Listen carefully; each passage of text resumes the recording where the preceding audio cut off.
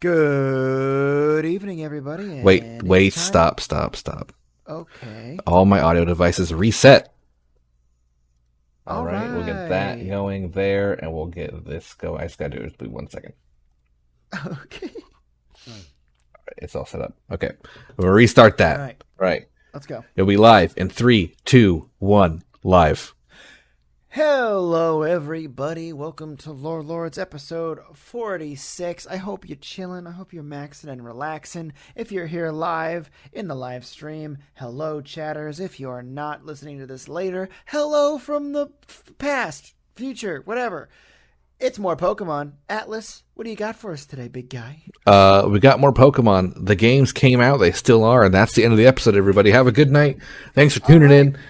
Great. No. We got a lot more than that. A lot more. Oh. A lot more than that to go through. Oh. This is shaping up to be a bigger endeavor than I thought it would. That's for sure. I thought it would just kind of like go off into like there's not much to talk about, but there actually ended up having to be so much to talk about that I cut a lot of stuff. Oh, wow. Okay, that's exciting though. Yeah, like last episode we talked about like the first two generations, but we also went over like Pokemon Stadium. Yeah. Like we were talking about Pokemon Pinball. Like I'm never going to talk about side games again. There's just too much. There's too much shit that can't be talked about anymore. Right. So yeah, let's just get into it. Let's get started. We got another 9-page script going. So let's just fuck around. Let's get in there. Heck yeah. So this is part 2. And if you remember last week, we went over Pokemon Red, Green, Blue, Yellow, Gold, Silver, Crystal, and everything in between. Yep. We talked about Stadium, like I talked about. And we also went into the biography of Satoshi Tajiri a little bit, the founder of Game Freak. Yeah. That was the story of Generation 1 and 2. And that left us in the year 2000 to 2001. That's kind of where we dropped off last time. New Millennium hit. New Pokemon hit. Time for some new Pokemon. Yep, Go. Gold and Silver was out. People were loving it. And we're going to continue. We're going to go over the 3rd and 4th generation this episode. And this time, however, like I just mentioned, I'm going to not talk about any of those side games. Like there was plenty of them. Like there was Gale of Darkness. There was Pokemon Coliseum. There was plenty of other weird little things. No. Those existed. They're great. They're cool. Love them if you love them. Hate them if you hate them. But we're not going to talk about them. Because we have a lot to go over. And what if we started out, Pat, my young Pat, not in 2001. What if we started out in 1968? All right. Yeah. So that's because we're going to talk this time. We're going to be talking about how we talked about Satoshi Tajiri. We talked about Ken Sugimori a little bit last time and how they founded Game Freak out of that fan magazine. So we also talked about the music composer for Generation 1 and 2, Junichi Masuda. Huge fan. Love the music. We talked about how he was he'd have a much larger role in the future of Pokemon. And today we're going to actually talk about him. We're going to go a little bit of background about this guy because things are going to get a lot bigger for him.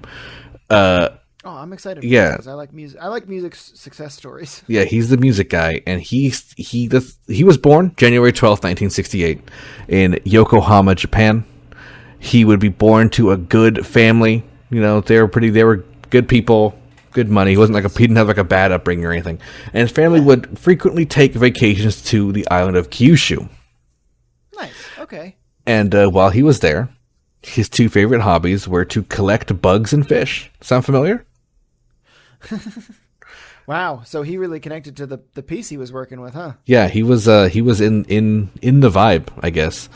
And he mentioned some of his fondest memories were going on vacationing in the island, and he would eventually, grow up back in the mainland, and he would join in high school. He would join the band, and Nice. he would play the trombone. That was his band instrument. Cool. And this started his love of classical music, and especially brass section. That was the classical music. After high school, Masuda would attend Japan Electronics College, which is a technical school in Shinjuku, Tokyo, where he would spend much less time on music during this time. He'd still be playing music, but that wasn't his focus anymore. Obviously, he's going to electronics college. And he would spend more time on computer graphics and C programming languages. Oh. This is the perfect time to be getting both of those knowledge. Yes, Like, yes, it is. music and technology. Yes, he was a very very lucky in what he decided to major in. It's also around this time that he probably stumbled upon the Game Freak magazine, Right. which would give helpful tips for games at the time because he would also be visiting arcades. Of course, he's learning C programming languages. He's seeing it in arcades, stuff like that. These fucking nerds. All these fucking nerds, yeah. Come together like the Nerd Avengers. It honestly kind of. It's kind of a common thing in these episodes. So around this time, he would Game Freak would become the development company it is, and Masuda was one of the initial hires. I think he was kind of in the friend group with Satoshi Tajiri and Ken Sugimori. Like he knew them a little bit at this time. So when they founded Game Freak as the game company, he was just part of that. He was with the group. Right. Okay. Good. And the first project he would work on at Game Freak would be Mendel's Palace, like we talked about last time, that first game for the NES. He did the soundtrack for that game. And then, of course, as we also talked about, he would be on the Pokemon team from day one, working on the soundtrack with the 4 sound channel limitation of the Game Boy, and also tasked with creating the Pokemon cries of 151 different Pokemon, based only on the art supplied to him by Sugimori. He said to figure out what they sounded like. Artwork, that would be so easy to do it because that artwork is inspiring. Yeah, but with 4 Game Boy channels, that's rough. It's rough to make 151 different sounds.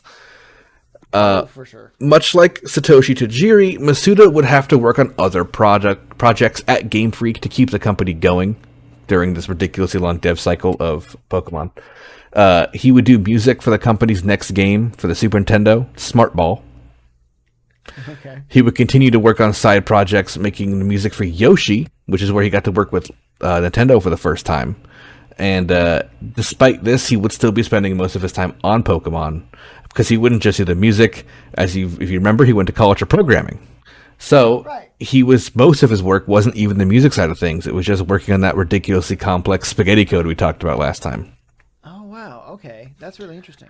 So he was doing a lot of work for obviously at that point. And after the completion of Generation 1, he would do the same job, programming and music and Pokemon cries for Pokemon Gold and Silver. And at this point, he was a pretty well-respected music composer and programmer, especially within the company itself.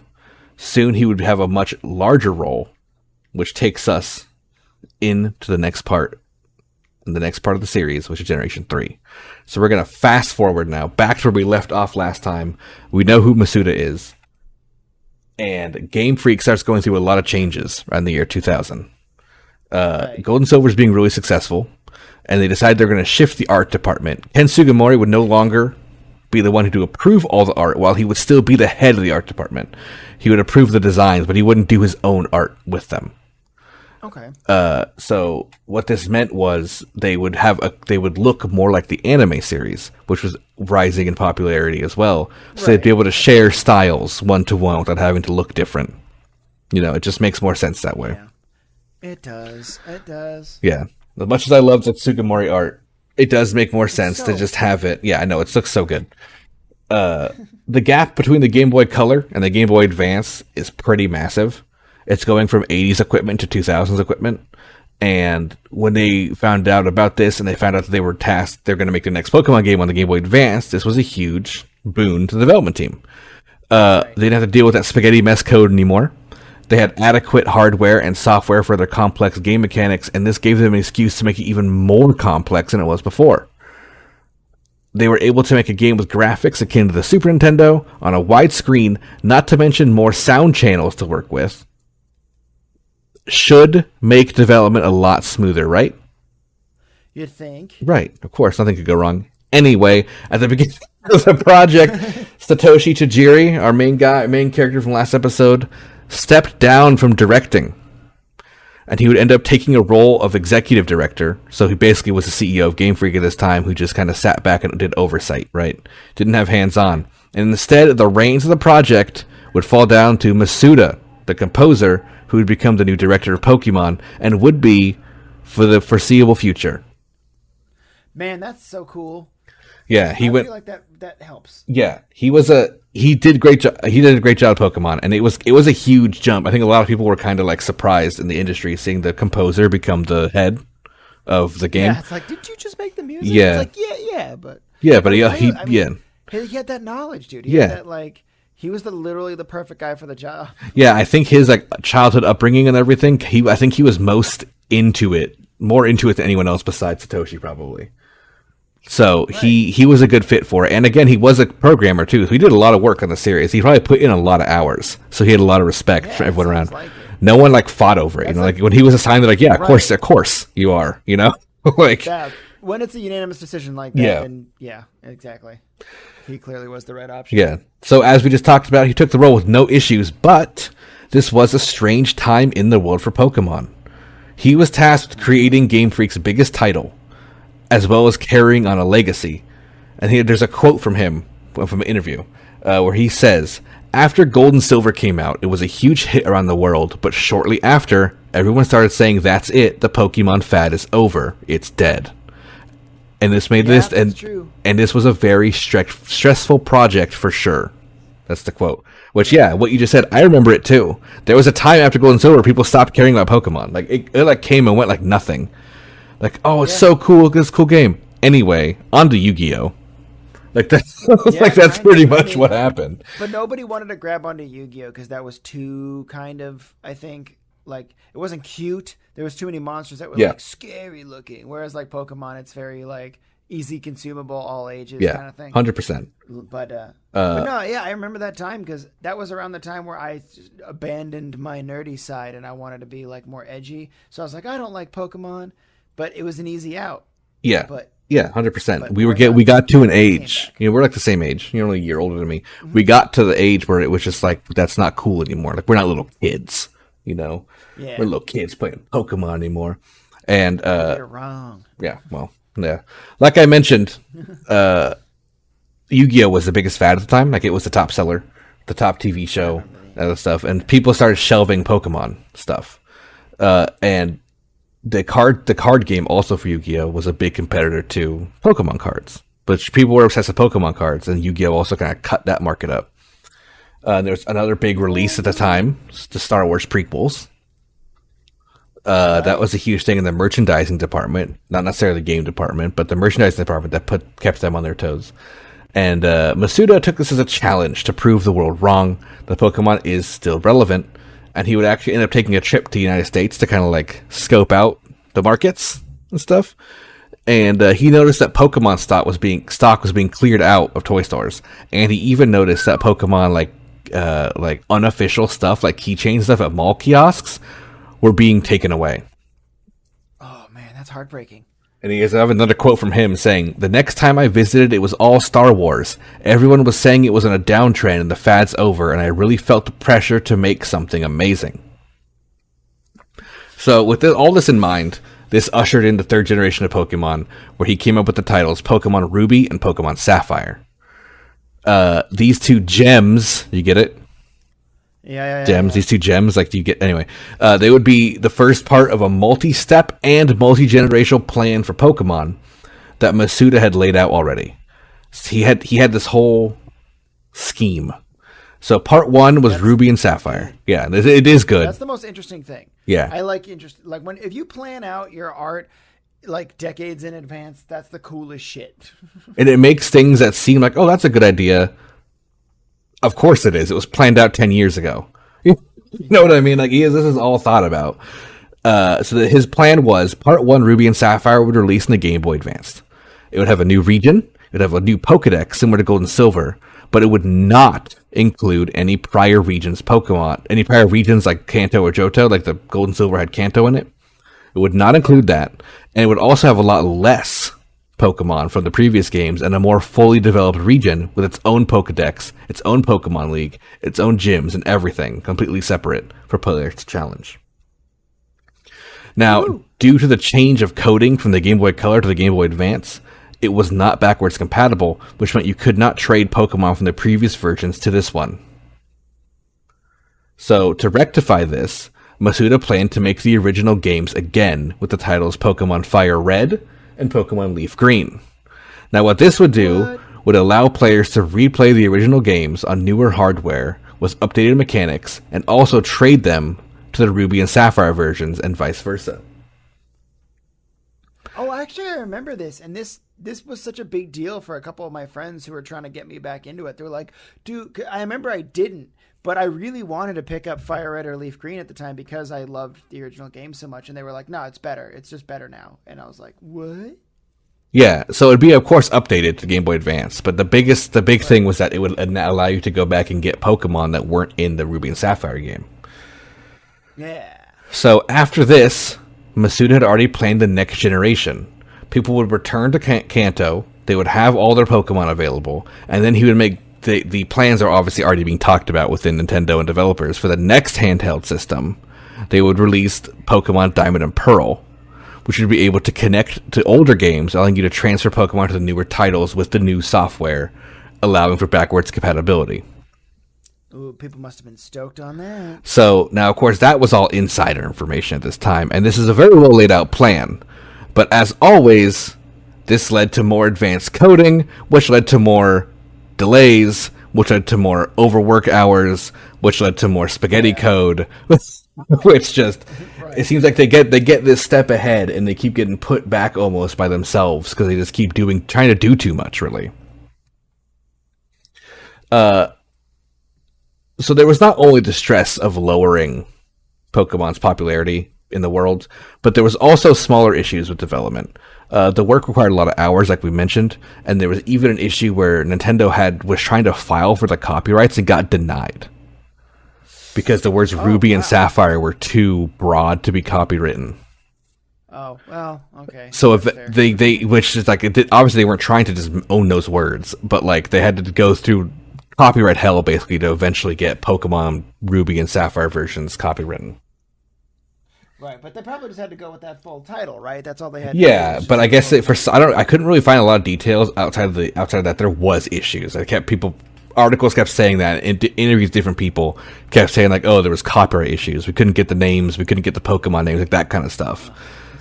So it just eventually, they did get it, obviously, but it took a long time, and the stress was so much that Masuda actually ended up having to go to the hospital. Yeah. And then we have a quote from him, which is, "I got really stressed out and had to go to the hospital and had stomach issues, and I even had to get a camera inserted since they didn't know what it was." He said this in an interview with Nintendo Soup. Fortunately, his problems were just overstress and lack of sleep. So, he got it better, but it was just like, that's how much this was affecting him. But he wouldn't give up. He'd keep working on this title. Ruby and Sapphire would keep going, and another developer that was a new hire at the time at Game Freak, named Shigeru Umori. This was his first title he worked on, and he was hired on as a lead developer. And he recalls this time as not being too bad, and says that it was far less stressful period of his career, despite that he was a developer for the first time. And Shigeru Umori would also, following the path of Masuda, rise to a much higher role in the coming generations. Good for him. Let's keep going. Game Freak had to make sure that the game was a big hit, so they added a lot of new features to the already popular Pokemon formula.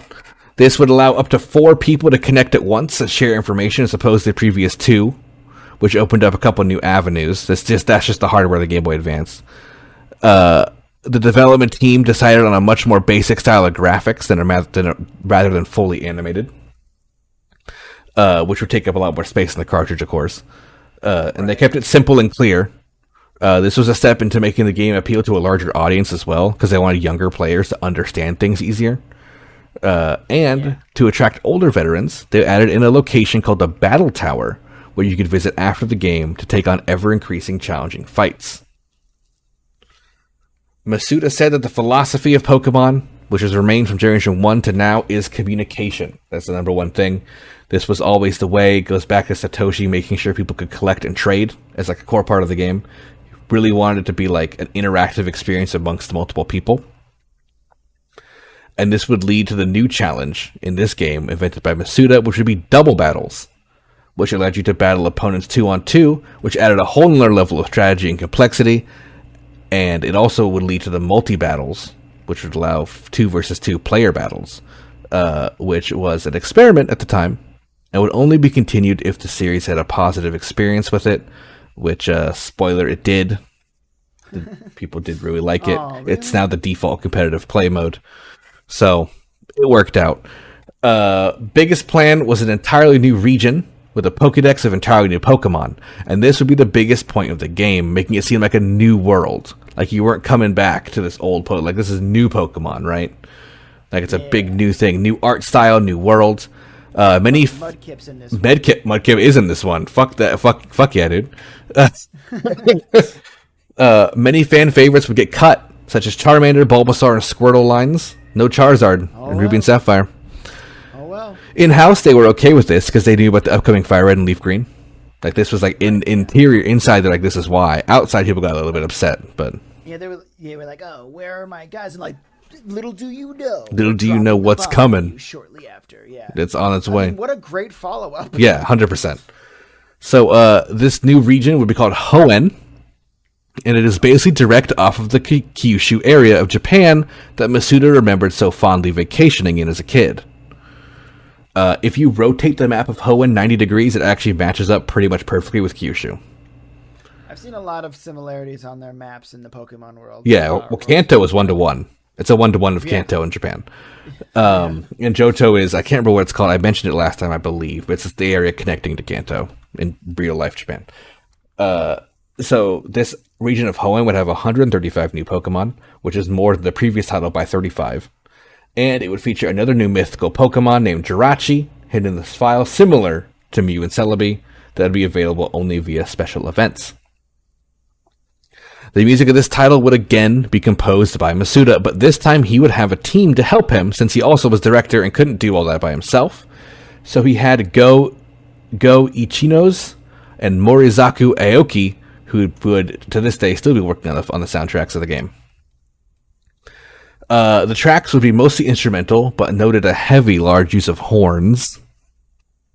Like we mentioned earlier, his love of the brass section. The soundtrack for this game is widely considered to this day to be the best of any Pokemon game. The soundtrack charted at number 297 for a week, which was the highest a game soundtrack had ever charted. Oh, neat. Masuda would compose only the battle tunes, such as Trainers, Gyms, Rivals, Elite Four, and the Champion, while Ichinos would do the routes and towns, and Aoki would do everything else. That's really dope. So, which also... How do I not know songs from that? Well, I never... I was going to say, if you've never played it, if you've listened to Pokemon Lo-Fi, you've heard it. Because they're really popular in, like, the Lo-Fi areas. Like, people remix those sounds all the time. Or just Nintendo Lo-Fi mixes, they'll usually throw in, like, Twin Leaf. That's a popular one. But... You know, it's a big soundtrack. It's they came out with a 2-disc soundtrack, and the second disc was like full instrumental versions, including like vocal covers, whereas the first one was like the actual game music. So that's pretty cool. What was I'm sorry, what was the island that he used to visit? Kyushu, Kyushu. Yeah, I'm looking at a map of Japan right now because I'm just curious. Yeah, that's the island. So. New features outside of double battles mentioned earlier, and the multi battles mentioned earlier. We would have 2 major prominent changes to the game, which are still around today: abilities and natures.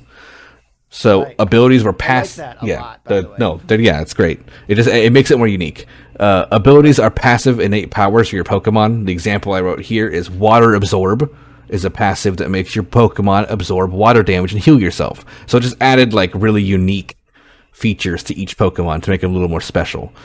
Natures are also something that does a similar feature where they're the attitude, like the personality type of the Pokemon. And what that does is it raises one stat while lowering another. For example, the adamant nature, they have increased attack but lowered special attack. And some do nothing. Some are just neutral. But it's a little thing to make make you guys feel a little bit more unique. Yeah, no, I think that's important because the whole point is that you're trying to catch a special one, you know what I mean? Yeah. You want to catch the right one, and it really makes it feel like it's your Mudkip, you know? Yeah, exactly. Pokemon contests were a mini game added to the title that allowed you to enter your Pokemon in a contest where you used a move in front of judges that had different traits like beauty or cool, and it would win prizes for placing high in the contest. Pokemon would gain contest stats like Beauty and Cool, for example, that would not affect gameplay outside of one example, which is the fish Pokemon Feebas, which would evolve into Milotic when its Beauty stat was maxed. And the way you would do that is you have to feed it a thing called Pokeblock, which you would make out of berries and a little thing, and you could custom make little food, and your guys would have, oh, this one likes spicy foods, you have to feed it spicy things, that kind of stuff.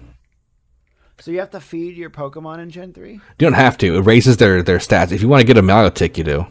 Because you have to max out, you have to force feed your Feebas beauty stat items until it evolves. That's really funny. Really annoying. It is infamously one of the hardest things to evolve in the game. It's not. They've made it different now. It's much easier now. That's probably a good thing. Yeah, there's also another thing added called Secret Base, which I remember loving as a kid, which you would find little like dents in walls, and you could open up holes to make little secret base for yourself. You could put like furniture, like couches and like beds. Wait, really? Yeah, and you put little like doll, like you put like a Snorlax doll down, and like have your own little secret little area you'd build.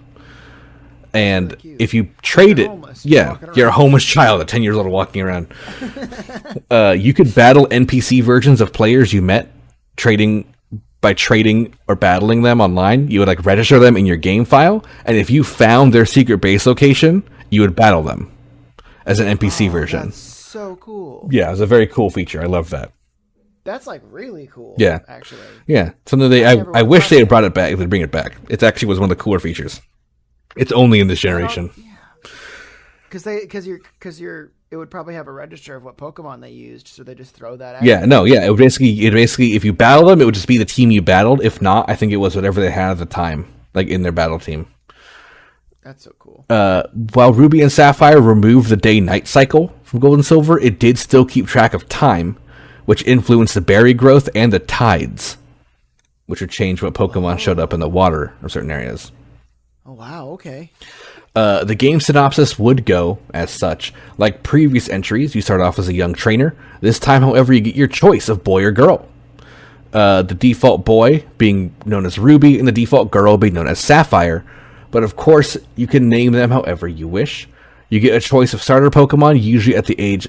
you get your choice of starter Pokemon, and you go off at the age of 10 in the Hoenn region to start your Pokemon journey. The 3 Pokemon, you get the Fire-type Torchic, the Grass-type Treecko, or the Water-type, as we mentioned before, everyone's favorite Pokemon, Mudkip. You meet the professor, named Pokemon Professor Birch, and his kid, who is the opposite gender of whatever you pick. So if you picked the girl, it'd be the boy. If you picked the boy, it'd be the girl. I wonder why that is. The girl's name is May. The boy's name is Brandon. And they become your rival, but this time in like a friendly way, not like an antagonistic bully. Yeah. They're like your competitive rival. I like about that. I like about that in a couple of the games. It's like sometimes your rival isn't really a rival. They're just kind of like somebody who pops up a lot that you like. The rival stopped at Gen 2. There was nobody. It literally went from being an asshole from Gen 1 to being a literal criminal to then being like your rival who's competitive. But Gen 3 did introduce the second rival feature. We had a second one named Wally. Wally was a sickly little kid that you even helped catch his first Pokemon, and then he got this like hell-bent obsession at beating you, and kind of becomes more of a dick as the story goes on because he can't beat you while he's between coughing fits because he's like this asthmatic like inside kid. I'm gonna kick your ass, Christopher. Basically, yeah, that's basically how it was. You just push him over, and you're like, "Fuck off!" Kid. And then he ends up beating your other rival, like handily later in the game, and he comes back with this fucking full-on team. He's like, yeah, you still beat him, but he actually ends up being like really powerful. The main goal is the same as last entries, where you are to get 8 different gym badges by defeating the gym leaders of Hoenn, and then you go fight the Elite Four. A big cool change in this one was I think it's Gym 5 is your dad. Oh, this is the only game where you have a dad. And and he's the gym leader. He's the normal type gym leader named Norman. Like normal huh? Yeah. But yeah, it was a cool little twist where you go and he's like, "Good to see you, kid." And I think the plot of the game is you actually move to Hoenn from Kanto, because the opening of the game is you're in a moving truck, and you get out of the moving truck because your dad got like the gym seat in Hoenn, so you move there. That's a wonderful. I like that. Yeah, that's so cute. It's a cool little story. So cute. But this time, Team Rocket's a memory. We don't remember Team Rocket. Forget them. And this time, we get Team Aqua and Team Magma. And these are terrorist organizations. Where Team Magma wants to use the legendary Pokemon Groudon from the Ruby version to remove the oceans of Earth to make sure people have more space to live. Doesn't make sense. Next, we have Team Aqua. Psycho. Yeah, that's Psycho. Team Aqua wants to use the legendary Pokemon of Sapphire version, Kyogre, to fill the world with water so that the seas are never ending.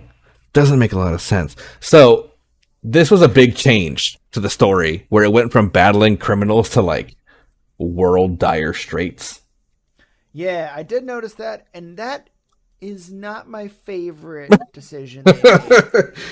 But I do understand, like, as Pokemon Y, it was like the same thing. Yes. You know, like, and I remember being like, okay, but can I just catch Pokemon? Yeah, it's kind of like a thing, right? You're in the opinion of a lot of people, which I was definitely for that way. Like, I just kind of wish there was a game without a team. Like, you just got to, like, go be a champion, right? Right. But then they add these teams in to be like, oh, there's a plot happening. That's kind of the whole point, because they want there to be a story, I guess, because otherwise there literally wouldn't be. And from this point on, it goes from like the ideas of Team Rocket like are gone. They're all like these world-ending terrorist organizations now. I was say Team Rocket had like mildly. I mean, they weren't great, but they weren't trying to like. Yeah, they were just trying to like rule the world with money, like a mafia. More. Not even rule the world, just be rich. That's right. Like that's just all. Like they're just a mafia. Like that's why I like Team Rocket, because they're just kind of silly compared to everything else. Like they're good. They're very good guys compared to all these other factions that show up. Oh, I know, right? Like Jesse and James, man. Yeah, except for Gen 8. Gen 8, we had a good guy team as well. They were literally just mad soccer fans. Oh, right, yeah. Who ended up being good guys. So, it's kind of a cool thing. So, it was nice. Yeah, they were fun. After that, Ruby and Sapphire made it through development. It made it through. There was overstressing of its director, but it made it. It would make its release date without issue. The game would end up releasing on November 21st, 2002 in Japan. Hit US in March 19th of 2003. Masuda recalled having a horrible nightmare the night of release, where Pokemon was dead and everything was taken away from him and he would lose everything. So when he woke up that morning, he ended up visiting all the game stores, to his relief, seeing lines out the door around the building. And being he said he felt the biggest relief of his life, and he never stressed like that for the rest of his game career. Like that was like a hurdle he overcame. I get that. I feel that on a personal level, but yeah, keep going. So it's great for him. Nintendo launched a $7 million promotional campaign from March to May of 2003 to promote the game's North America. Merch was being bundled with pre-orders. Like, you got shirts if you pre-order the game, which is kind of cool. I think I still have mine somewhere in a box. Obviously, it's for children. It doesn't fit me, but I still have my little Saf Groudon and Kyogre shirt. They even held a contest where you could submit yourself singing the Pokemon theme song with your own lyrics for a chance to win the horrific Lugia PT Cruiser. Oh. Yeah. Yeah. Yeah. I forgot about that. Yeah, I wish we always forgot it.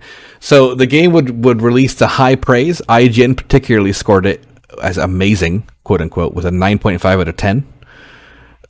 Reviews would come in pretty high. Metacritic ended up with an average of 82%, but most big game journalist things did give it a 9 out of 10. Right. The critiques of the game were varied, but the most prominent was that it was too easy. That was the biggest thing people said. Some complained that the graphical style was too simple compared to other fully animated titles of the Game Boy Advance at the time. But most reviews were pretty very favorable. They loved the new friends and Pokemon met in the journey. They loved the new team. They loved the plot being so world-ending this time, as opposed to seeming like you were a nobody. You felt like you were a hero in the region of Hoenn. And, people thought it was a pretty good thing. It would sell 1.25 million units in its first 4 days of release in Japan, topping the sales charts for the 2002 holiday season. Japan's total sales reached 4.4 million in 6 weeks, which made this the first game to sell 2 million copies in Japan since Final Fantasy X in 2001. And the first handheld console game to sell this well since 2000's Yu-Gi-Oh! Duel Monsters 4. I Classic. Honestly, didn't even know that game existed. Yeah, I don't know if it was outside Japan. It's because we're just talking about Japan's market right now. So I don't remember there being Yu-Gi-Oh games, so that could have been the case. There are. I had. Yeah, there was a couple, but I don't remember there being 4 of one title by the year 2000. And I only had one of them. So yeah, I had the sacred cards. Oh. Were the god cards. that sounds really dumb. I'm not a Yu-Gi-Oh. I don't hate Yu-Gi-Oh, but I never know anything. I don't know anything about Yu-Gi-Oh. Pokemon has a much richer history. Yes, a much bigger fan base that gave much more not playing card games on motorcycles. Anyway, the United States would see a 2.2 million copies sold in less than a month after the game's release. Ruby and Sapphire taking second and third best-selling games of 2003. Europe saw success with 1.5 million sold in 6 weeks, and having to even ask for emergency imports from the US to get more cartridges. Emergency stat. We need more. We We need more Pokemon. Hand sanitizer or masks or syringes? No, we need more Pokemon Sapphire and Ruby. People are available rioting in now. the streets. We need more. So the reason why is because the Pokemon fad was over, right? Like we talked about. So people just didn't order as many cartridges, and we're surprised to see people wanted more. So And that's why watching just the American stock market is stupid. No, I'm just kidding. It's not that lesson at all. That's not. That means, anyway, on to the rest of today's topic: the stock market of Pokemon. No, so right? so this basically proved to the world that Pokemon wasn't over, right? Like people Right. were selling like Hell crazy. It would end up selling a total of 16.22 million units, which is a far cry from Gen 1's 40 million. But it's still a huge hit. That's successful. It is a mass by today's standards. That's a huge hit. Games don't sell like that anymore. There's a difference in the world where games don't sell. No one buys 40 million copies of a game. There's millions of varieties now. Yeah, exactly. That's There's why. too much options, so it's just that's what it is. This made it the top selling Game Boy Advance game of all time, as well, with the 16.2 million sales. And there was definitely a lower interest to Pokemon that I remember happening, like we talked about before. Like kid stuff was a kind of a thing, because we talked about it. But after Ruby and Sapphire came out, interest renewed heavily to what it is still to this day. Like it never died down again. Like Ruby and Sapphire kept the train going. Like it showed up, people never stopped getting into it, even though I remember the friends that I had that were excited about these games, like they would not stop talking about them occasionally. Like any time in a conversation, there's like, "Oh, what are some of your games?" One of them would always be like, "Oh, Ruby or Sapphire," and I'd always in the back of my head go, "Maybe I should play this game," but I never did. You're like, no, I'm not a fucking nerd. Yeah, basically, because I had so many hot babes posters. Yeah, on just my wall, everywhere, 'cause I was dude. hiding the fact that I was a nerd because I was ashamed of myself. Over your Dragon Ball poster is a hot sports lady poster. That's kind of what I did, and then eventually I stopped and I got my Goku back. We had that phase. We had to be a man. I had that You know, we all had that phase. be a big man. All us boys had that phase of having to be the man. Yeah. Also, just for the record, Ruby was more popular than Sapphire. I always like to throw that in there. Like let people Okay, know well, what was more popular. Which one was more popular, red or blue? Red. It was red, silver. Red, silver, ruby. Wow. Those are the popularity Yeah, ones. okay. I wanted silver so bad and I couldn't find it. Now I kind of know why. Yeah. I had Sapphire. I was a Sapphire player, and I loved it. I still, to this day, think Kyogre is way cooler. But whatever, that's just me. Yeah, I kind of agree with you. I like whales. Yeah, he's a cool whale, and I like water creatures. I like big monsters of the ocean. I'm with you too. And you're scared of the ocean, so that's a big deal for you. Yeah, well, that's why. Because of giant monsters. Things like Kyogre could be out there, we wouldn't know. And then Groudon looks like this weird, like, Digimon almost level, like, Godzilla creature. Yeah, he's cool, but yeah, he's kind of an L for me. Yeah, kind of a no for me, too. The developers weren't done with Hoenn yet, however, because they had to follow the pattern of Yellow and Crystal by making a third version. This would be called Pokemon Emerald. This would have the box icon be the third legendary Rayquaza, who in I like Rayquaza. Ruby and Sapphire, he was only obtainable by a special event. You couldn't actually get him in game. Wow. So now he was like the big plot guy, and I agree, he looks awesome. He's cool as fuck, yeah. This story He would, just told them to stop fighting. He's like, stop yeah, fighting. that's literally what happened. Also, he was a boss in Super Smash Bros. Brawl, which is funny to me. Yes, I love that. I love Smash Brawl. Like, dude, I know that so well. So the story would be similar, except it would feature both Team Aqua and Magma, and a new location called the Sky Tower, used to summon the legendary Sky Pokemon Rayquaza. Like you just mentioned, Magma got Groudon, Kyogre got was gotten by Aqua, and they were fighting, and Rayquaza was like, "Stop!" Knock it off. All the legendaries from this point forward are like major parts of like the world. Like Groudon is the earth, Kyogre is the ocean, and Rayquaza is the sky. Like they hold power over those domains. Right. Like they're literally like gods. Fuckloads of different Pokemon now. Yeah. It's a and there's a god too. There is a god, yeah, Arceus. Or Arceus, whatever you want to call it. Nintendo had a promotional competition for Pokemon Emerald, which would take place in the United States and Canada. There'd be 14 finalists out of 2, which would be 2 of each of the 7 areas the contest was held, where they would then go to compete to be the Pokemon Emerald Ultimate Frontier Battle Brain, Pat.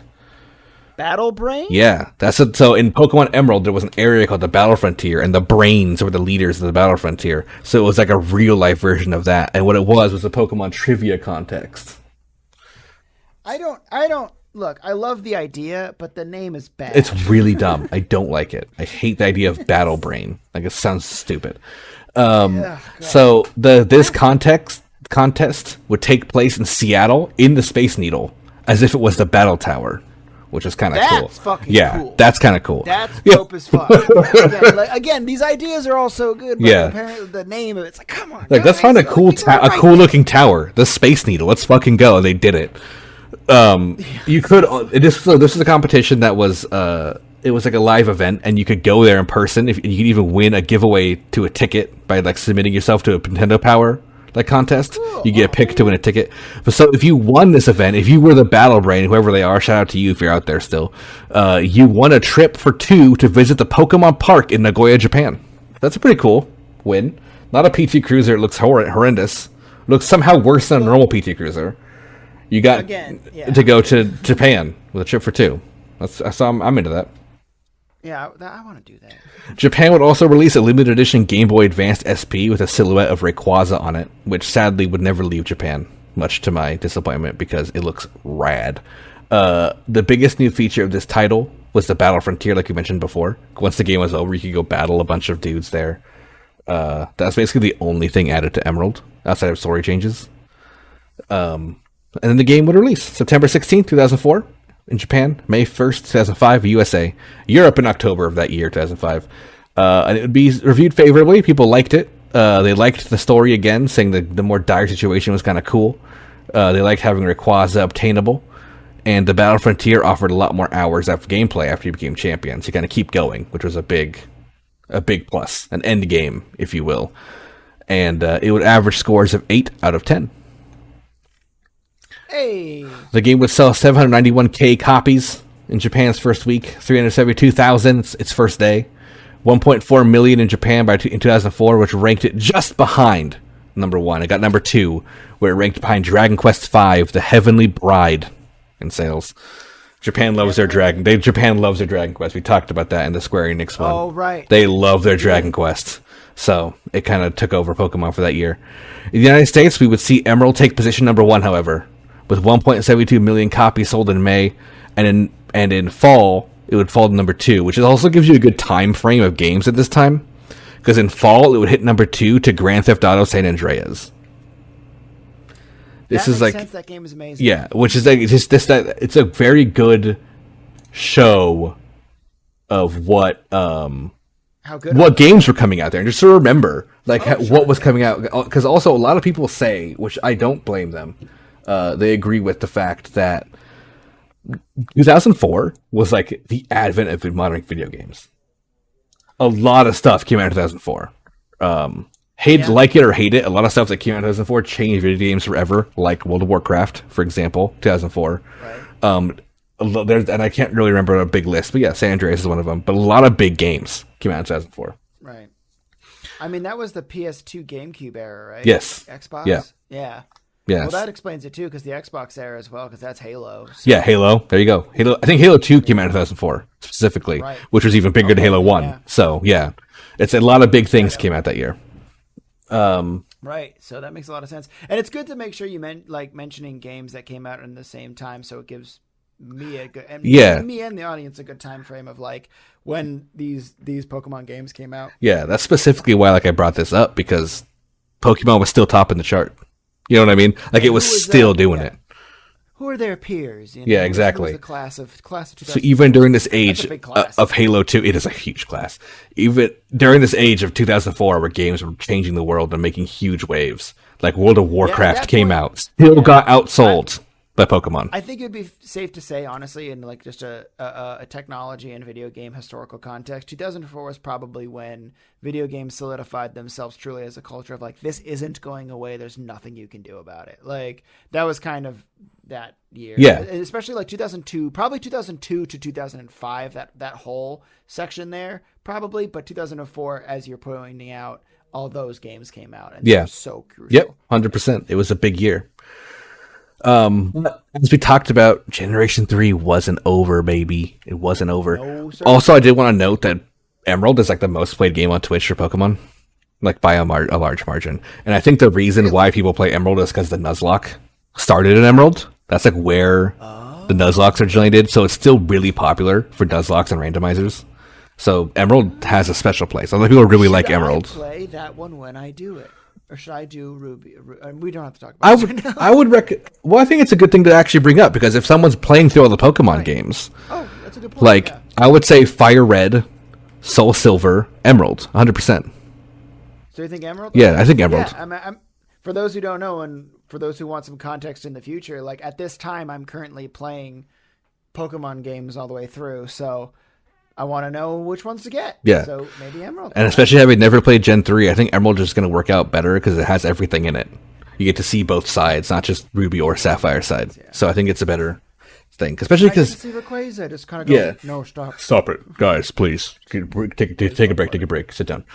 Those are gods. Why are you listening to these people? Seriously, what the fuck's wrong with you? So yeah, Gen 3. We still have 2 more games to go because Masuda would see his plan come to fruition with the release of Fire Red and Leaf Green projects. Woo. These were 2 major reasons to being made. 1, cash in on the fans who wanted to see Kanto again and relive their first Pokemon experience. Fancy new graphics, new mechanics, let's go. We love it.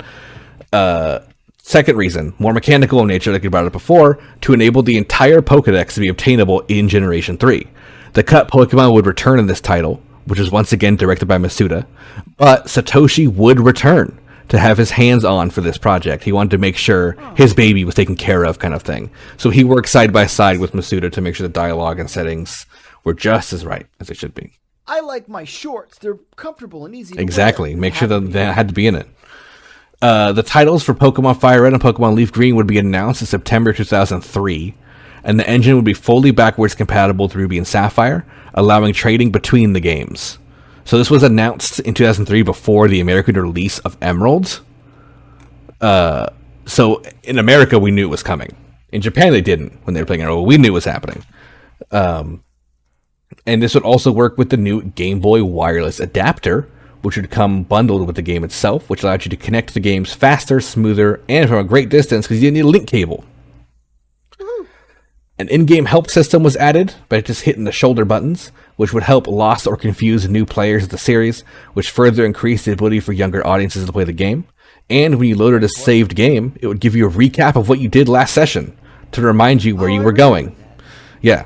So I it's do remember that the first time I played Fire Red. Yeah, it's a cool little thing. The only new thing added to the world would be the location known as the Sevi Islands, which is a small island chain off of Kanto that you would visit after the 7th gym if you say yes. You can say no, by the way, to Bill when he asks you to go. Saw that. And you can just go on. Because I thought it wasn't going to take me on a fucking I recommend people doing it for not only progress, but to see the new thing. It's loosely based off of the idea of the Orange Islands from the animated series, which was a season of where they needed to make more content for Pokemon, but Pokemon wasn't making games yet. So I really liked the Orange Islands. Though. Yeah, they made up a whole area that's never been seen in the game. So they kind of like it's a little bit of a Sevi Islands connection. I feel like a little thing, you know. Just call it a nice hat tilt. Yeah, a nice basically. Little, wink and a nod. But what the big thing on this place though was after you beat the Elite Four, you could go back and go through I think 7 different islands, and there was all the Pokemon from Hoenn and Johto capturable there, so you could get the whole thing done. The game did the game was, however, more difficult than Generation 1. it had a little bit of increased difficulty, not even intentionally. I think it's just the mechanics made the game tougher. Like certain gym leaders and boss fights were harder because of their now improved Pokemon with like abilities and stuff, and they just didn't they change that. They let it go, which was more attractive to returning players. I had a problem with Misty a lot. Yeah, actually, in both versions. Now that I think about it, but whatever. I mean, it's certain characters had big power increases. Misty is definitely a big checkpoint in that game nowadays.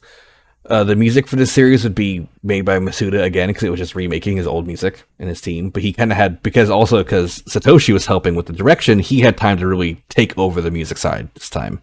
That must have been nice. So he made sure everything sounded great. Got to remake his old musics, not on 4 audio channels, into a bigger soundtrack.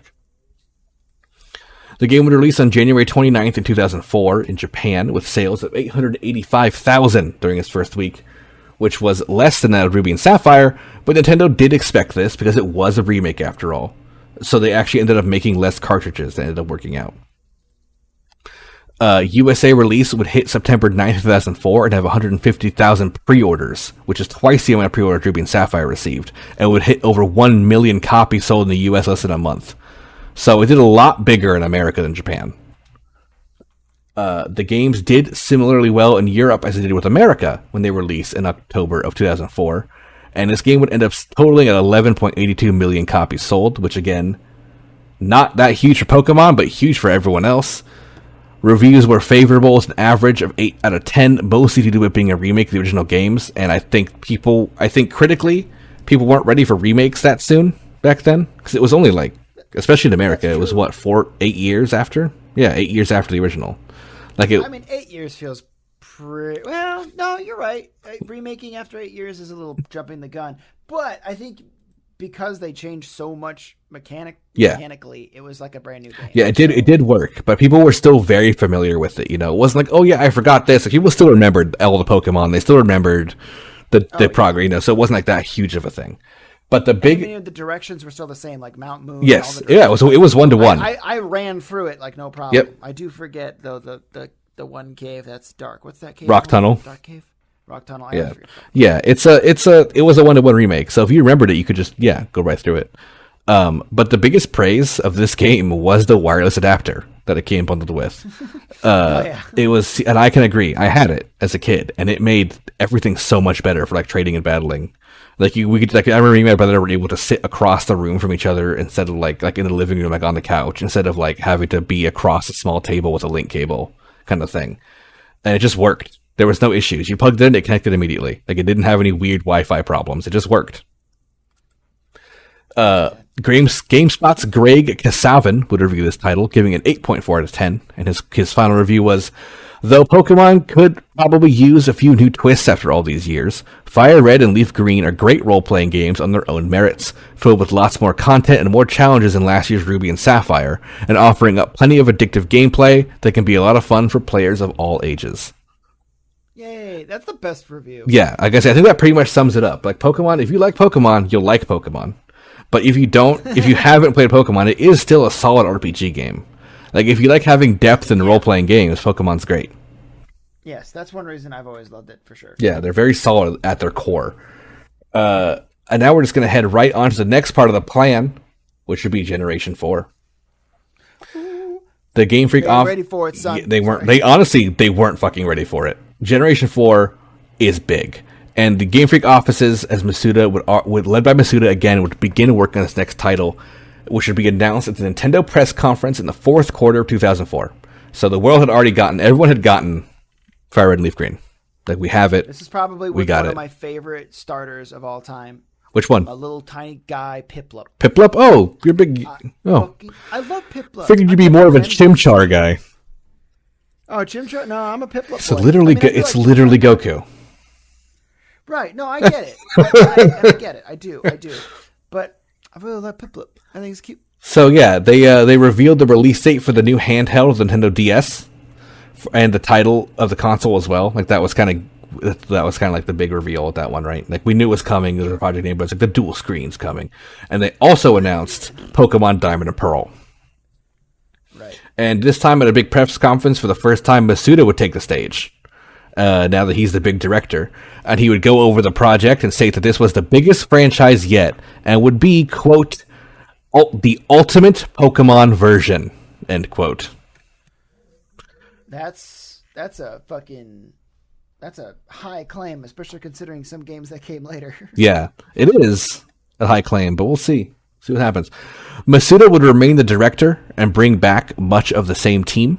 It was designed to use all the new features the DS had. They had the DS. This was kind of like supposed to be a launch title, a little bit, not really, but it was around launch title. It planned. It got delayed.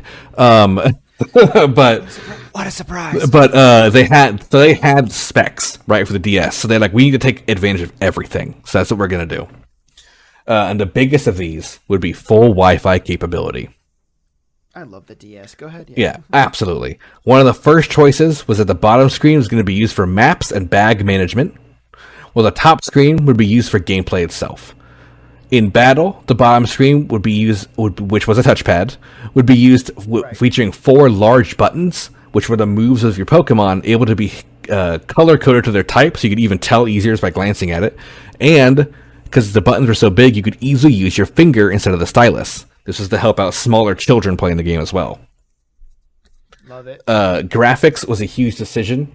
The DS had N64 3D capability, but they decided to stick to 2D with minor 3D background elements. And also, for the record, I loved the touchpad buttons on the bottom screen. It was my favorite part of the games from Generation 4 until 7. Like, I thought it was just honestly, amazing. A lot of games of that era, like, I loved Phantom Hourglass, the Zelda game. Like, those games took such good care of utilizing the touchpad in a fun, unique way. Yeah, and Nintendo. Shout out to the OG DS. You know, Nintendo loves their gimmicks, but they treat them well. Yeah. They handle their gimmicks very well, so they did a good job with it. The Wi-Fi, however, was a challenge in-house. Now, Pokemon is a game meant for all ages, so when you're opening up the internet to people, that's a bit of a risk. So they wanted to make sure children were safe and, not attacked on their own game connected to the internet. So they added the friend code system, where you could add people to a friends list, and you were only able to communicate with others if they were on your friends list. The bottom of the original DS also had a slot to put in a Game Boy Advance cartridge. Now, this had a big feature for Diamond and Pearl, and Platinum later, but Diamond and Pearl, where you would put in Ruby, Sapphire, Emerald, Fire Red, or Leaf Green. And if you did this, it would affect which Pokemon would show up in certain areas.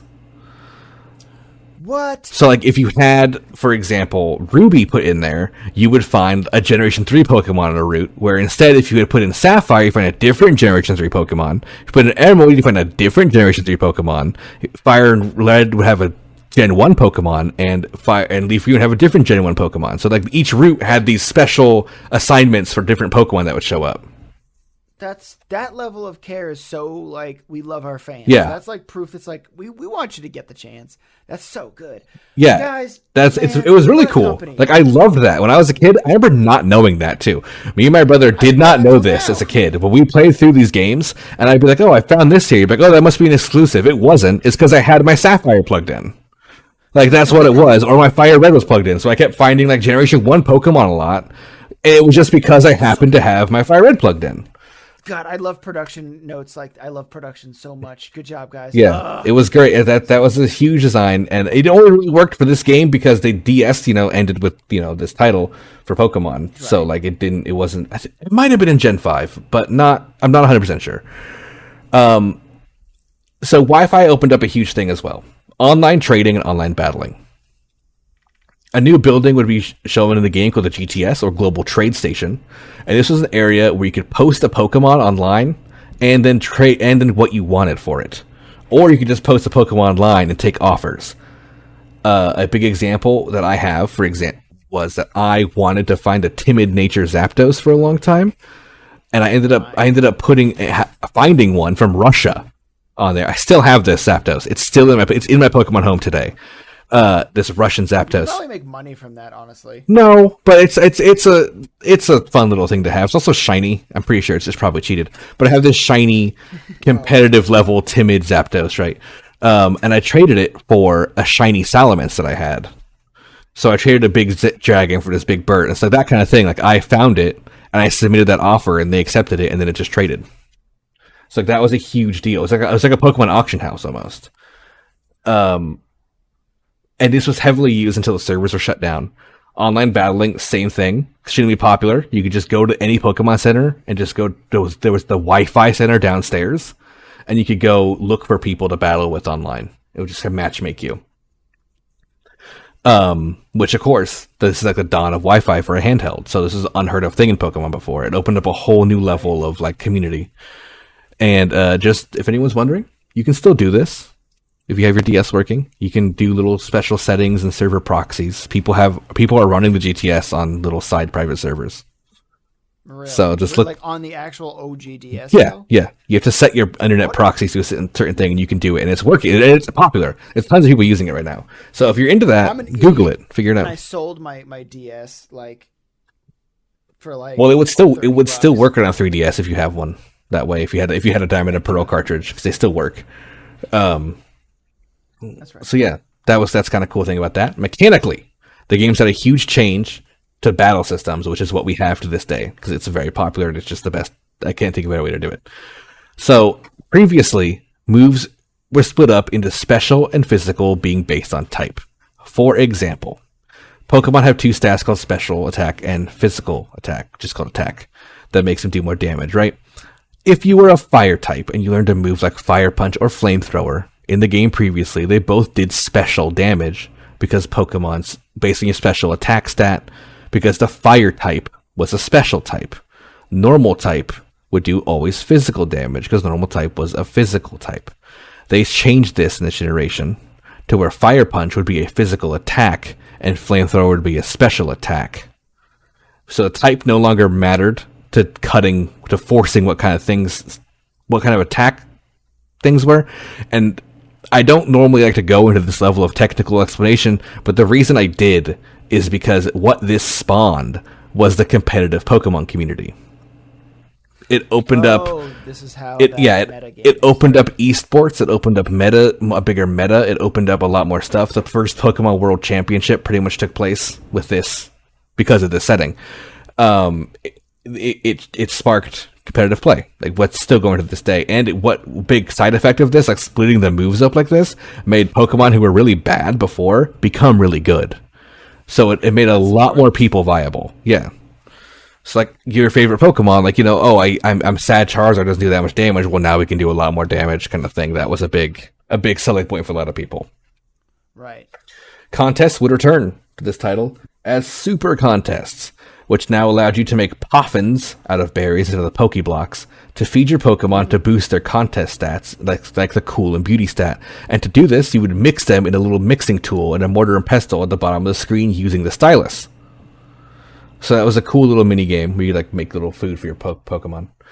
The contests themselves changed into a multi-stage event where you would, instead of just using a move, you would have one part would use a move and be judged on it. You then had to do a dancing rhythm game. And then you would also dress up your Pokemon, like put your little Pikachu in a dress or something, and people would like it, and they would judge your outfit. So, if you're into that, cool. I never was a big person. I know people. I know people who are. I know people who only played hours Diamond and Pearl to win contests by making their Pikachu look cute. So, it's a thing. People liked it. They kept it going. Good for you. If that's what you like to do, all power to you. I'm glad they gave you the option. Yeah, 100%. Like if you don't like battling as much as you like that, you got something else to do. It's kind of cool. The game would introduce 107 new Pokemon, including multiple singular encounter legendary Pokemon, which were available through special events. There was more legendaries added in Diamond and Pearl than any game, I think, still to this day. Like they would just add, there was Darkrai, which is just a weird nightmare guy, Cresselia, a weird dream guy, Heatran, a weird little spider rock man who just lived in a mountain. They were just weird legendaries put in the game, which I loved. There was kind of you're hunting for these rare Pokemon after you beat the Elite Four. Azelf, Mesprit, Uxie. Well, they were the trio. There's always the legendary trio, so they were present. And then the two. That's when Arceus was invented, right? Yeah, Arceus is this one as well. That's only ever special event. There was also Shaman, which is a special event. There's a lot of them. And the biggest part about this is that they were now obtainable, through special events, but these were now available online because it had Wi-Fi.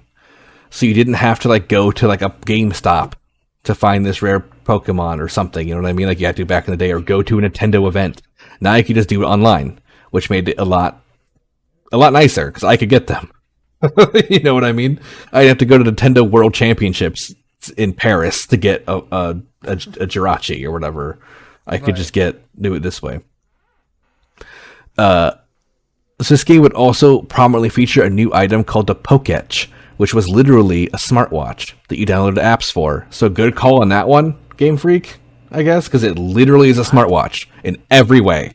It's a step counter. It's a calculator. It tracks your Pokemon's happiness. It literally, you can get a bunch of different apps for it that help out, and it's literally just it's a watch. It actually is, and so that's what the bottom screen is. It's your Poketch kind of thing. The day and night cycle returned this time with affecting what Pokemon show up at day, night, and morning, and that kind of thing. It came back, which I love. The new region would be called Sinnoh, which this was based off of Japan's northernmost island, Hokkaido, with almost a perfect matching map. And this would be the last time we would be in Japan because the Japanese map is complete. Pokemon now with these 4 regions. They have a lot of Pokemon in their region alone. They do. There's so much had to keep cutting it up. Which, to be fair, the Unova, which is the American one, it is the only region that's not kind of at the time that wasn't surrounded by water. It just got a ominous cloud air border. So it's obviously there's still a lot more of America. It's just the West Coast, it's the New York area. So we'll be back there for more in the future, I'm sure. I didn't know that. Yeah. I thought it was the whole thing. No, it's just the middle of the map is Manhattan. So it's that's the area that takes place in. Oh, wow. Okay. So it's New England. It's where I'm from, basically. Yeah, basically. It's like New England and New York. The big desert that's there for some reason. Anyway. Yeah, the classic desert of Connecticut. Yeah, there's some stuff about that. We'll talk about that in that episode. But the story of this game would feature the player again choosing to be a boy or girl, default named Lucas or Dawn. They ditched the name of the versions this time. Oh, so I guess that's probably fine. Yeah, it was Diamond and Pearl were weird. They still are in the manga series. The main character is the boy named Diamond, and Pearl's the girl. But but this one is Lucas or Dawn, and you then began your Pokemon adventure in the Sinnoh region, choosing either Chimchar the fire monkey, Piplup the water penguin, or Turtwig the grass turtle. You mentioned you love Piplup, which is funny because I think my favorite starter of all time is Turtwig. Aww. Just because I love that he's a giant, massive tortoise that has a continent on his back with a mountain and a tree, and I also love the ground grass typing. I think it's very cool. Oh, so well, I don't really care necessarily for Piplup's evolutions. I just like Piplup. Oh, I see. I specifically actually like Torterra, Turtwig's final type. That's why I like him. Torterra's really fucking cool. Yeah. I just think Piplup's adorable because he's a little blue He is absolutely adorable. Probably the most adorable of all starters. Except maybe Quaxley, but we'll see. You would meet your rival, who is your best friend and neighbor, Barry, and then you would meet your friend who would be the professor's aide, which was the opposite gender you didn't pick, Lucas or Dawn. Oh, cool. Okay. You would once again travel the region to become the champion, and you would be hassled by a group this time known as Team Galactic. In Diamond, they wanted to use the space Pokemon the time Pokemon Dialga to reverse time to an age before man existed to capture all Pokemon and rule the world. That's stupid. And then in Pearl, they wanted to capture Palkia, the master of space, to create a new reality where men never existed and they can rule over it. So I think they're so extreme. They're so extreme. Relax. It doesn't make any sense. You know why? Because everyone's so young and it's so anime. The leaders are 17 years old. So they're edgy teenagers. I'm gonna win. That's always the case. Giovanni is the only adult team leader in the entire series. Except I think the Gen 6 guy, he's got a beard. I think he's older. So in the Pokemon universe, after you once you get in your 20s and your 30s, you're like, oh, no one's a Pokemon trainer anymore. No, you do that when you're a kid. So actually to cut middle school and high school. To cut into Pokemon lore a little bit, there actually is seemingly an adult Pokemon league that you're not part of. because you're a dumb kid. But they never really confirm or deny that, but they kind of mention it a little bit in the shows and game. I've never caught a reference yet. But it's like, no, there's not. It's not even like direct. There's these weird little things because, like, I was champion back in my day. Would play with like we were like in our 20s and stuff. And you're like, wait, what? Like, what does that? Wait, what does that mean? I mean, you should assume that there is because yeah, Pokemon is part of this world in such a dominating way that, like, of course there's adult league. Yeah, well, there is also most of the gym leaders are adults and most or elders. And a lot of champions as well. Like, they're all adults. So it's like they're clearly like they're doing it and they're losing to kids. So it's just kind of like it's a weird situation. Don't even get me started on Leon. Anyway, so I know that one. So this title was announced for release in 2005, but due to its complicated dev process, as per usual, it ended up being delayed to 2006. And would end up releasing That's okay. in September 2006 too, so quite a delay, almost a year. With a limited edition Nintendo DS Lite, which is a black DS Lite with Dialga and Palkia painted on it in gold and silver. This is the most sought after special edition Nintendo console to this day. Oh, wow. Okay. And it is one of the most valuable collectibles like you can find. Like, I don't think they're that crazy expensive, but like if you thought the Nintendo like Wii's were expensive, look up these. Look at these Pokemon handhelds because they were Japan only, and they're really nice looking. They're solid. Imagine a solid gold DS or solid black DS with gold Palkia like kind of engraved on it, and Dialga engraved on it in silver. Like they're really nice. The US would release this in April 22nd, 2007, with a massive release party at the Nintendo World Store in New York City's Rockefeller Center Plaza. EU would have a July 27th release with June 21st for the rest of the world. I think they exploded a giant Pikachu at Rockefeller Center. I think there's clips of that. I think I know that. Yeah, I think that's this release party. Yeah. Ooh, okay. So yeah. Reviews loved these titles with multiple 10 out of 10s and 9 out of 10s, citing its Wi-Fi features being a game changer for the world of Pokemon, and saying that Masuda kept his promise to make the ultimate Pokemon version. People loved battling over Wi-Fi and being able to trade without having to find someone else in the game. Many reviewers stated legitimate surprise that they also still enjoyed the gameplay loop, and that it somehow hasn't gotten old. That's literally that's like such a common thing I was saying. That like somehow I love getting these badges and fighting the team. Like it's the same, but I'm doing it again and I'm not regretting it at all. I mean, it's very formulaic. Yeah.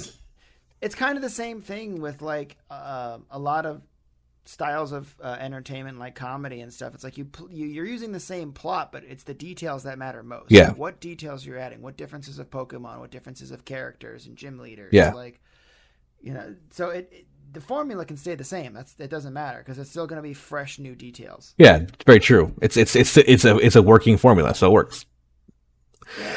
Heck yeah, let's go. Also, to this day, it was criticized for having the most difficult battle of all time, which is a champion fight, which is still true. The game's champion, Cynthia, is a name that strikes the fear into hearts of series veterans to this day. I've heard the name Cynthia quite a few times. There's even a time in Black and White, which takes place. You walk and you go different country, different part of the world. You walk into a house on the beach and you see Cynthia standing there, and she turns around and walks towards you with a trainer alert. And I remember going, "Oh no, this is bad. Like I'm not ready for this." And I know they did that just to mess you up because she doesn't fight you, but they did that just to terrify you, to be like, "Oh, here's Cynthia." That's really fucking funny, actually. She's just on vacation, but like the thing happens where like it gets the alert and her battle theme starts playing, and you're just like, no, not again.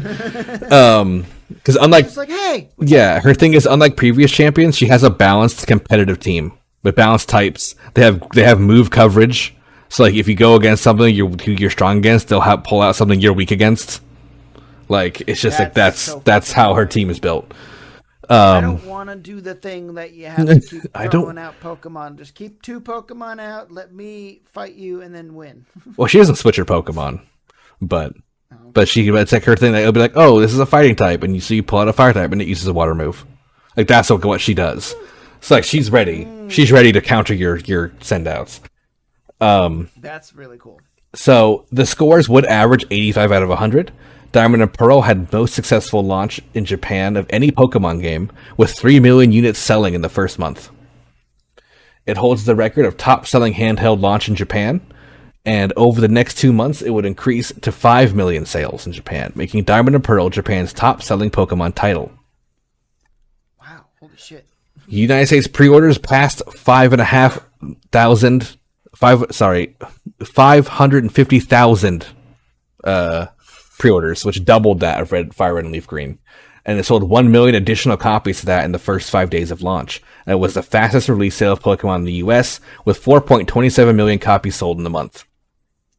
Would you consider this probably the generation of Pokemon that solidified as Pokemon as like a permanent franchise? Yeah. Excuse me, permanent franchise. So I think Generation 3 brought it back from the brink, and Generation 4 like cast it in iron. Like it's here. Right. Like we're staying kind of thing. It was the Wombo combo, basically, yeah. The new features included Wi-Fi Plaza. Sorry. I skipped ahead too much. So US pre-orders passed that amount. They got 427 million copies sold. It ended with a worldwide sale total of 17.76 million, which is higher than Diamond or Ruby and Sapphire. Diamond proved to be more popular, for the record. Okay. So, shortly after, the formula must be completed with the release of the third, Pat. The third title, Pokemon Platinum, was already underway. On May 15th of 2008, it'd be announced as the capstone version of Diamond and Pearl, following the tradition of Yellow Crystal and Emerald. The cover would show Giratina this time, but it looked different than it looked in Diamond and Pearl. Giratina was another legendary you could only get through events previously, so looked a little different this time. Kind of a weird scorpion-looking bitch. Yeah, it changed it. So, new features include the Wi-Fi Plaza, which capitalized on the success of Wi-Fi from previous titles, where you can meet up with up to 20 people at once to play minigames online. Yeah, it was. I don't even remember. I remember one of them there was one called like Voltorb Toss, I think, where you like throw Voltorbs like into like things. There was like a Diglett like whack-a-mole thing. Like, it was like bunch of weird little things. I didn't do it really at all. A new item called the Versus Recorder was added, which allowed you to record online battles and save them to then import to your PC. Which it launched the competitive Pokemon YouTube scene that is still popular to this day. People would go over their battle VODs, stuff like that. So, pretty cool. The Pokemon from Gen 1 to 4 would be present in this game entirely, had the whole Pokedex available. There was new forms of Pokemon for Rotom, which you could now take the form of the different appliances, which is how you use them today. And the main legendary Giratina, as we mentioned before, would have a new form. Old legendaries made a return to the series which weren't in Gen 4 before, such as Articuno, Zapdos, and Moltres, as well as the Reggie Trio. So this game had every legendary in it. And the story, and even the ones you could only get through events previously, like Darkrai and Cresselia, were made catchable by post-game story content in this game. So you could get old event Pokemon from Diamond and Pearl in Platinum just by finding them, which I loved. The story was similar, but had a major change with the involvement of Giratina, who is kind of like the Dark Lord of the Underworld, which is the distortion world in this game, where you actually go to with the help of Cynthia, who became a major part of the story, kind of you meeting her after beating the first gym, and she kind of helps you out along the story. She even helps you fight Team Galactic, which is great, because for the first time, the champion does something. Like, there's literally a point where you go to their HQ, and she's like, let's split up. You go left, I'll go right, and you meet up at the end and fight together, kind of thing. Like, it's like they actually, like, showed the champion doing something. And, of course, it's Cynthia, the one everyone was terrified of. Well, she's clearly the most capable. Yeah, she clearly is still to this day. I think there's even a movie coming out called Ash vs. Cynthia. That's like the current movie coming out. Like, Cynthia is still somehow relevant. So, dude, she's so popular. She's probably she is. She's everyone's favorite Pokemon character, basically. So, and her main Pokemon is Lucario. Everyone loves Lucario. That's why Lucario is popular. That's like her Pokemon. So, this Distortion World 2 was, according to Masuda, a reverse Mount Fuji. That's what he called it, which was, in the games, it's called Mount Coronet, because Mount Fuji is in this part of Japan. So it's called Mount Coronet in the game, and you go to this Distortion World where you move in a 3D environment as a 2D character. It's really weird. It's really cool. It's one of my favorite parts of the game. I bet that is probably pretty special. Really sad they took it out of the remakes, but whatever. Oh, because the remakes aren't platinum, so they didn't have the platinum story. Well, that's Yeah. They should have done it anyway. Yeah, they should have done it anyway because it's the remake, and it would have been rad. So the By battle. the way, Cynthia's definitely mommy. I just looked up a picture of her. I'm like, oh, mommy. Okay. Yeah, step on me with your steel type Pokemon. Yeah, please. The Battle Frontier was an endgame challenge tower, similar to the Battle Tower in the Battle Frontier of the last game, which allowed you to battle against AI trainers, but this time, they would be equipped with Pokemon who were competitively trained. And they had, as if they were online players. They were trained using players. It's a system called EVs and IVs, which is basically making sure your Pokemon stats are raised perfectly. So they had perfectly competitive based Pokemon with competitive movesets on these AI trainers you would battle after the game. That's scary. So yeah, it was difficult. It took effort to get through. They still do that to this day. The endgame thing has competitive moveset Pokemon. That's good, though. I definitely think that's what they should do. The game took place during winter as well, which I loved because everything was snowy. And you got to wear a fashionable winter outfit. You had scarf on, like a jacket. It was cool. The title would end up releasing on September 13th in 2008 in Japan, March 22nd in 2008 in the United States, and May 19th for Australia, and May 22nd for the rest of the world. Platinum shared a score of 85 out of 100 with its predecessors, but was regarded as being superior, with most reviews saying even if you played Diamond and Pearl, you need to pick this one up to play it. Man, it's such a shitty maneuver, though. Just here's two games at the same time.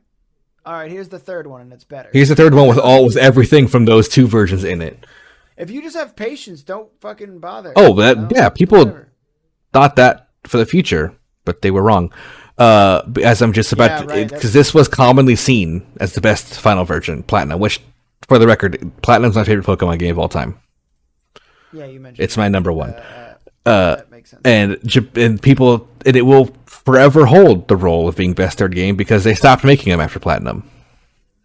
Yeah, I'm looking at the list right now, and I'm not seeing another. Yeah, this was the final cap game. White. It's just Jet Black and Hot White. No, it's Black and White too. But yeah, and it didn't come out that much later. It was supposed to be a gray version, but the data was lost, so they ended up just doing Black and White too. Oh, there's even a third. There's even the Pokemon Kyurem, which is like a third legendary. There's the black dragon, the white dragon. He's literally a gray dragon. It was all set up.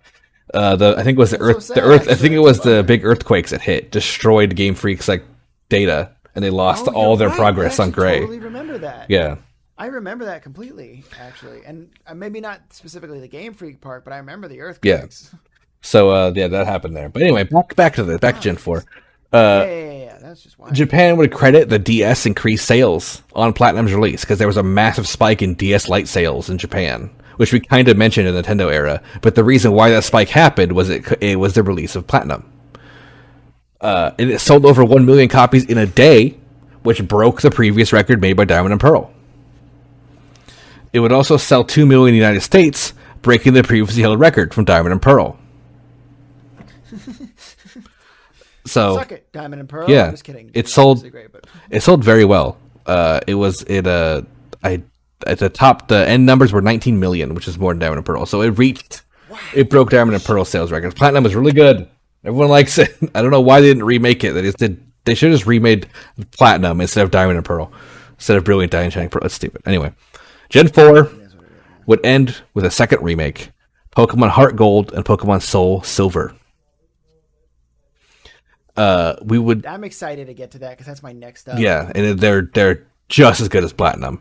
We would return to Johto and of course Kanto for a third time with a new mechanic and new graphical prowesses again.